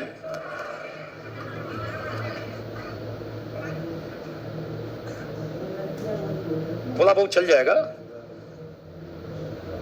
ठीक है। ये दिव्या भारती पूछे, ऑनलाइन स्टूडेंट, ठीक है लिख सकते हो। और जिसने लिख के ये भेजा है उसकी लेखन शैली अच्छी है। जितना छोटा सा ही पर्ची भेजा है, एक भी गलती नहीं है, अभिव्यक्ति ठीक है। इसके बेस पे उसके बारे में बता सकता हूं कि उसकी लेखन शैली ठीक होगी। कितना लिखा है? किसने लिखा है? साइंस बैकग्राउंड के हो क्या? आर्ट्स क्यों कि साइंस क्यों? हमारा बैकग्राउंड क्या है? साइंस की हो ना, है? बाद में साइंस भी हो गया, ठीक है, अच्छी बात है। डिपार्टमेंट में स्थान भी है क्या? बढ़िया पोजीशन है क्या डिपार्टमेंट में? फेल टाइप में कि ऊपर वाले लॉट में हो? ऊपर वाले लॉट में हो। देखो इतनी बात लिखी हुई है और ऊपर वाले लॉट में है डिपार्टमेंट में। ज़्यादा टाइम थोड़ी लगता है पकड़ने में। बोलो ज़्यादा टाइम लगा क्या? कितना लाइन लिखा हुआ है? एक बार जितेंद्र सोनी अभी जयपुर कलेक्टर, आज से हमको लगता है 2000 वो हमको लगता है 6-7 की बात होगी। मैं उस समय जयपुर में था पढ़ाने के लिए। ब्रेक में उन्होंने दिया कि मैंने लिखा है कविता, सर आप देख लीजिए। बहुत सारे स्टूडेंट थे, मैं आदेश पढ़ाने के लिए गया था, जैसे बीपीएससी पढ़ाने के लिए आ रहा हूँ, तो बहुत अच्छे से लिखा हुआ था कविता। मैंने कविता देख के ऐसे ही भीड़ लगी रहती थी, जब ब्रेक होता है तो लोग घेर लेते हैं। तो उसने कविता दिखाई, वही Jitendra Soni, doctor Jitendra Kumar Soni, presently posted वहाँ पे जयपुर के अभी डीएम है, राजधानी जयपुर, ध्यान रखना। तो अपने शिष्य कई जगहों पे बड़े अच्छे पोजीशन पे है। पहले अटेम्प्ट में आईएएस बने हुए थे, प्राइमरी स्कूल टीचर, और सफर करते करते कहाँ पे? फर्स्ट अटेम्प्ट, आखिरी अटेम्प्ट, ज़्यादा समय नहीं। तो उन्होंने दिया, मैंने कहा कि कविता जो है अपने से लिखे हो कि कहीं से उठा कर लेके आए हो नकल करके? तो उन्होंने कहा कि ये कविता मौलिक मेरी द्वारा लिखी गई है और मैं कविता लिखता रहता हूँ। तो इतनी अच्छी कविता थी, उसका लैंग्वेज देख के मैंने कहा कि अब इतना अगर लैंग्वेज पे कंट्रोल है तो आप आईएएस का एग्जाम जरूर दे लेना। पढ़ा रहा था मैं पीसीएस, और फर्स्ट टाइम पीसीएस में पढ़ा रहा था, राजस्थान पीसीएस।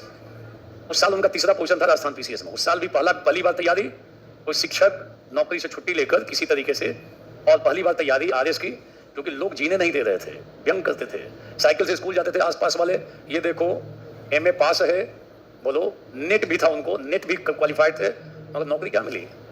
तो जो पारिवारिक स्थिति ऐसी थी कि जो मिला आजीविका के लिए वो उन्होंने उसको किया, मगर भीतर में आग जल रही थी कि व्यंग सुन के परेशान थे। लोग कटाक्ष करते हैं ना, कटाक्ष करते हैं कि नहीं? ये देखो पीजी किया हुआ है, नेट भी किया है, प्राइमरी स्कूल टीचर है। वो भी तो चुपचाप वहां से निकले, कोई जवाब नहीं दिया उनको, चुपचाप आए, आराम से कोचिंग कर लिया। उस समय मैं पहली बार गया था जयपुर पढ़ाने के लिए। उस बैच में उन्होंने ये दिखाया कागज, मैंने कहा आईएएस जरूर दे लेना लाइफ में, और वो आए, वो बातें मैं भूल भी गया। पहली बार में उन्होंने दिया और बन गए आरएस में 3rd पोजीशन। तो मैंने उनको बधाई दिया कि बहुत अच्छा, बढ़िया बात। फिर कुछ दिन के बाद खबर आई, उनका कॉल हुआ कि सर मेरा पीटी हो गया है। तो मैंने कहा, मैंने फिर बधाई दे दी, बोले होगा कोई, पीटी बहुतों का होता है, आईएएस का पीटी बहुतों क्वालिफाई होता है। तो उन्होंने कहा कि सर हमारे बारे में आपने एक दिन बोला था कि अगर पीटी हो जाए तो आईएएस जरूर।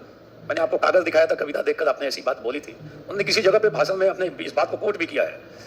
तब मुझे ध्यान आया कि हाँ, किसी स्टूडेंट को मैंने ऐसी बात, चेहरा फिर भी ध्यान नहीं आ रहा था। तो मैंने कहा कि अभी तैयारी कैसी है? तो तैयारी ज़्यादा तो थी नहीं, तो दिल्ली आ गए तैयारी करने के लिए आईएएस की, और पहले प्रयास में उन्होंने क्रैक कर दिया एग्जाम, ज़्यादा टाइम नहीं लिया। शुरुआत कहाँ से थी? प्राइमरी स्कूल टीचर से, और राजस्थान कैडर के कुछ अच्छे जानदार परफॉर्म करने वाले टीचरों में अभी उनकी गिनती, ये आईएएस ऑफिसर्स में उनकी गिनती होती है। डॉक्टर जितेंद्र कुमार सोनी, पादुका अभियान चलाया, चरण पादुका, अपने हाथ से बच्चों को, कि हमारे जिले में एक भी बच्चा नंगे पांव स्कूल ना जाए, पूरा अभियान चला दिया। बड़ा सपोर्ट मिला, कई लोगों ने उसमें सपोर्ट किया कि भाई 10 बच्चों को जूता हम भी पहनाएंगे, खुद ही पहनाते थे। नंगे पांव जा रहा है, इसका मतलब इसको जूता चाहिए, कोई ना कोई इसको चाहिए, कि नंगे पांव स्कूल। तो उनके जिले में हद तक उन्होंने रोक दिया। कौन सा अभियान? चरण पादुका। बीच बीच में ऐसा खूब इनोवेशन करते हैं, और प्रेजेंटली उनकी पोस्टिंग हुई है, उनके परफॉर्मेंस को देखकर। कहाँ पे? जयपुर के अभी वो पुलिस कमिश्नर है, ये पुलिस नहीं, डीएम के रूप में है वहाँ पे, जयपुर डीएम अभी। तो जानदार हैं, तो देखने से लग जाता है लेखन से कि हाँ परफॉर्मेंस है। एक छोटा सा तो पत्र लिखे हुए है, मैंने कहा ऊपर वाले लॉट में, बोल दे कि हाँ ऊपर वाले लॉट में है। देखने में छोटी है, एक ही बार में क्रैक कर दोगे, ठीक से पढ़ोगे ना तो ज़्यादा टाइम, अरे बोलो ज़्यादा टाइम नहीं लगेगा। समझ में आ रहा है? लेखन पे कंट्रोल है ना, इस पे कंट्रोल है, इसका मतलब पढ़े में तो लिख देंगे। कई लोगों को दिक्कत तो इसी पे है ना, खूब पढ़ लेंगे, लिख ही नहीं पाएगा ठीक से। और इसको सुधारना टाइम टेकिंग काम है। लगातार कोई प्रैक्टिस करेगा ना, तब लेखन सुधरता है। 1 दिन 2 दिन 10 दिन 20 दिन में सुधर ही नहीं सकता है। आपका सतत अभ्यास हो, 2-4 महीना चल रहा हो, 2 महीना एटलीस्ट, तो आपका कंट्रोल बनने लगेगा किस पे? लैंग्वेज में। तो 10 लाइन पढ़ने में तो 5 बार गलती निकल जाती है।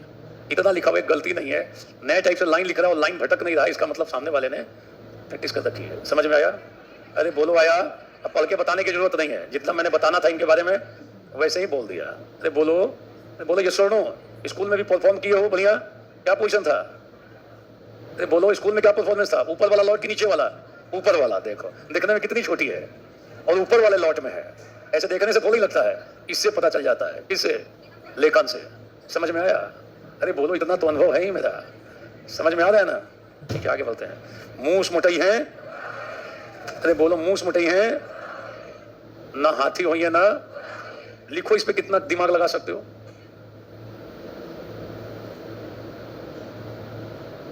हम एक घटनाक्रम से शुरुआत कर सकते हैं,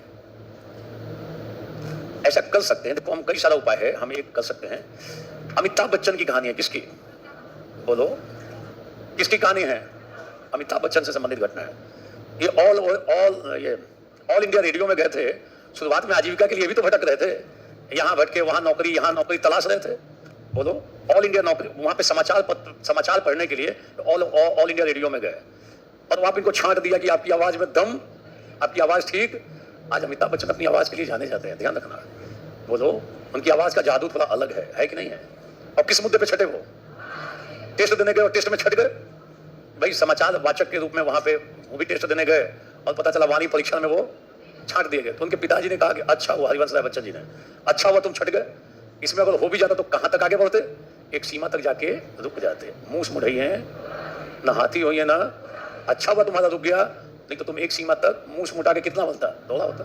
कोई बड़ा आदमी तो नहीं बन पाता, कोई बड़ा स्वरूपगत परिवर्तन नहीं हो सकता, जीवन वहीं पे खत्म हो जाता समाचार पढ़ते पढ़ते। अरे बोलो ये सुनो। तो उन्होंने सांत्वना भी दी और कहा कि ठीक हुआ तुम्हारा नहीं हुआ, क्योंकि वहां पे आगे बढ़ने का क्या है, एक लिमिट है। क्या है? और उस समय ये भी बातें कुछ लोगों ने कही कि मूस मुढ़ई है। अरे हो भी जाते तो कहां तक आगे जाते? बहुत आगे चले जाते क्या? एक सीमा तक जाके। तो उस समय भी ये बातें आई कि मूस मुढ़ई है ना, हाथी हो ना। इसका मुख्य संदर्भ जो है, एक तो इसका शाब्दिक अर्थ लिख दोगे, मूस और लोहा का मतलब सिलबट्टा आदि आदि, जो शाब्दिक अर्थ है। वास्तव में इसका अर्थ क्या है? इसका वास्तविक अर्थ क्या है कि कोई अगर जो है अक्षम व्यक्ति है, कैसा व्यक्ति है? तुच्छ व्यक्ति है, कैसा व्यक्ति? अयोग्य है, कैसा व्यक्ति? अपात्र है, फिर से बोलो, कैसा व्यक्ति?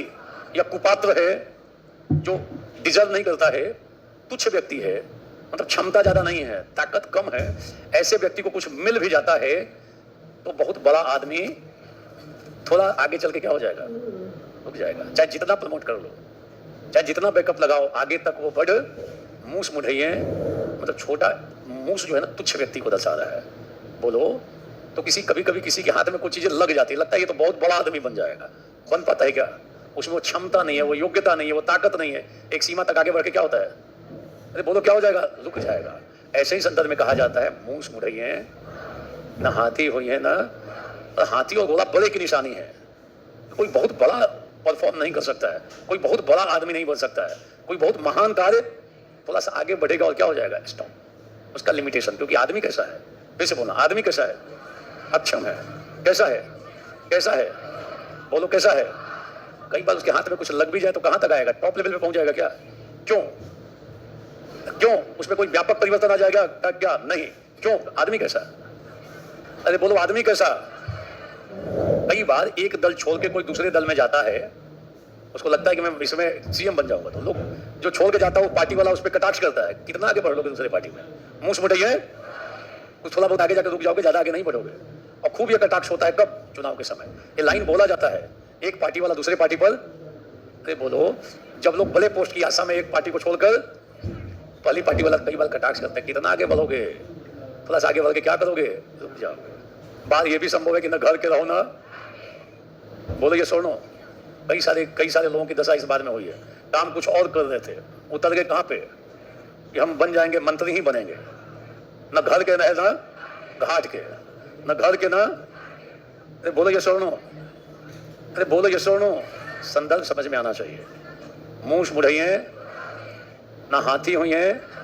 लिखो आप कुछ चीजों को, कुछ चीजों को लिखते रहो।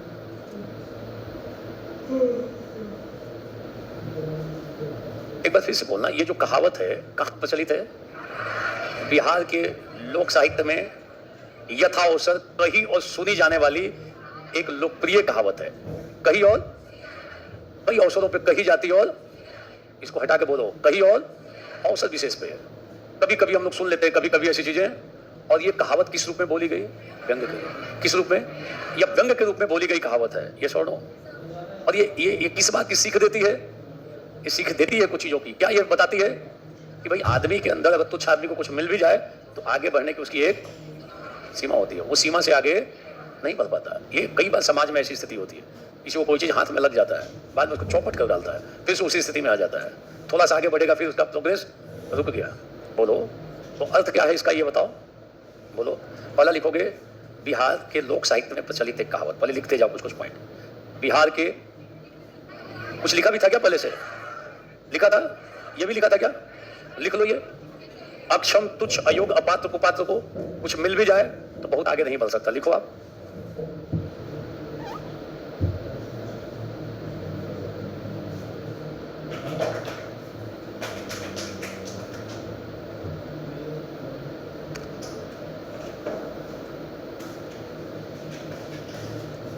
किसी व्यक्ति की आगे बढ़ने की संभावना पर प्रश्न चिन्ह लगाता है।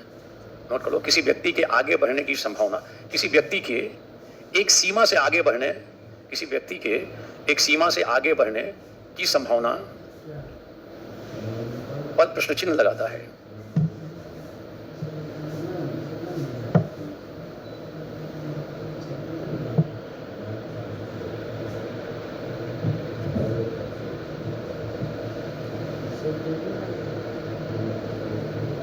अब देखो, सारे व्यक्तियों में सारा कार्य करने की योग्यता या क्षमता, तो आपकी योग्यता और क्षमता है किसी एक फील्ड में काम करने की। ध्यान देना, ये भी एक पैराग्राफ अच्छा बनेगा।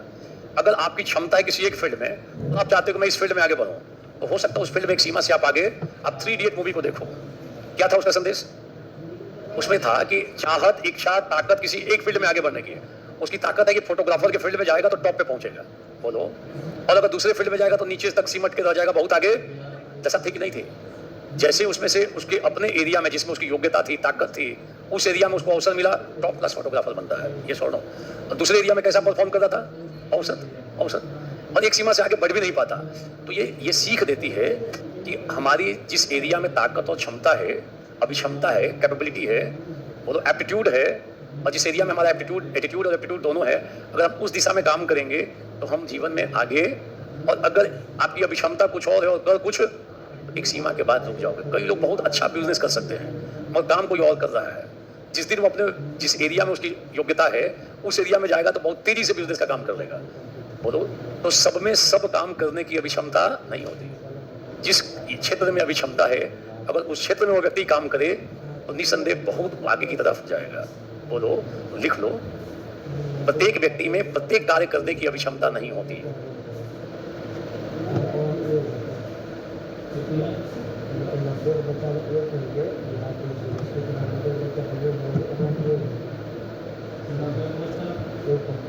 क्या लिखा आपने? बोलो। जिस क्षेत्र में उसकी अभिक्षमता और अभिवृद्धि है, जिस क्षेत्र में उसकी अभिक्षमता है उसी क्षेत्र में वह बेहतर प्रदर्शन कर सकता है। अभिक्षमता का मतलब एप्टीट्यूड।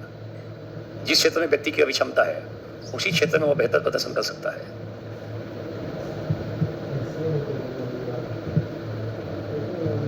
अगर वो दूसरे क्षेत्र में आगे बढ़ने का प्रयास करता है, एक सीमा के बाद रुक जाता है।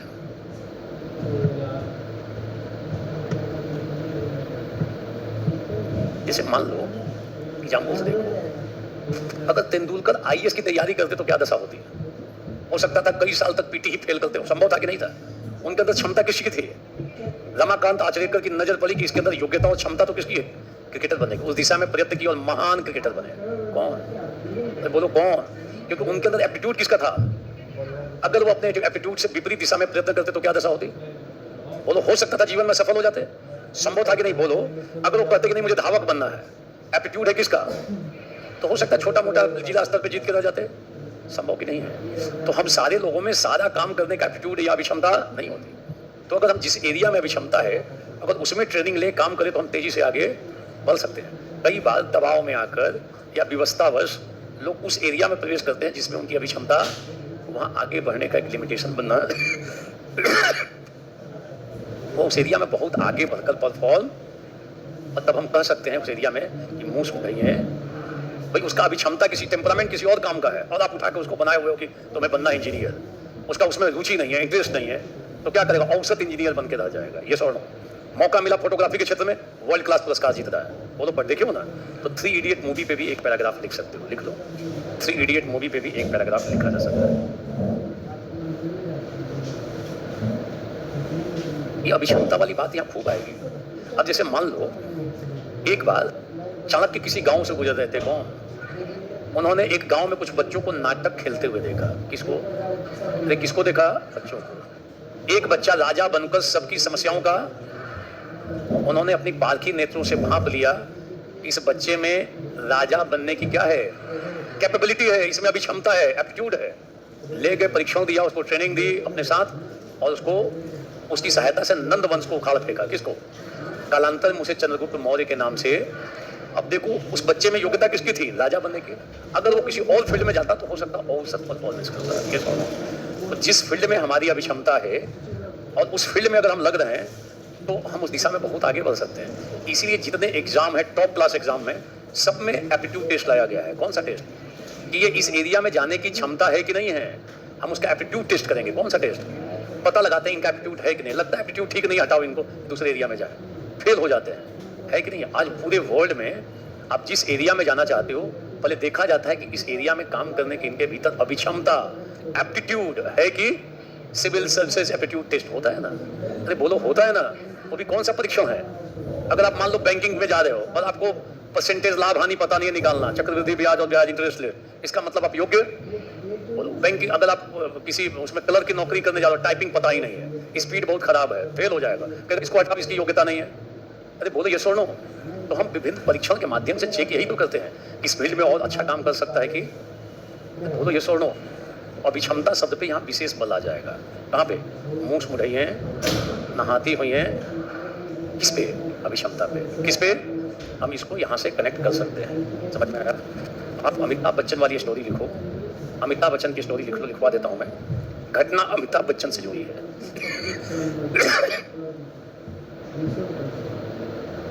जब उन्होंने ऑल इंडिया रेडियो में रोज में समाचार पढ़ने के लिए आवेदन पत्र भेजा था। ऑल इंडिया रेडियो में समाचार पढ़ने के लिए आवेदन भेजा था। समाचार पढ़ने के लिए उन्होंने आवेदन भेजा था, ये ध्यान रखना, अमिताभ बच्चन ने। ये इनसे जुड़ी शुरुआती दौर की घटना है, ध्यान रखना, ठीक है? आवाज परीक्षण में वे नाकाबिल पाए गए। आवाज परीक्षण में वे नाकाबिल पाए गए और उनका चयन नहीं हुआ।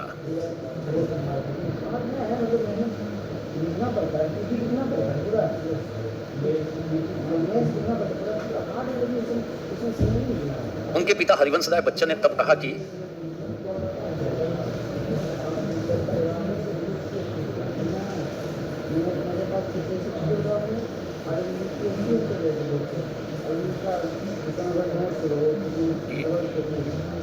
क्या कहा उनके पिता ने?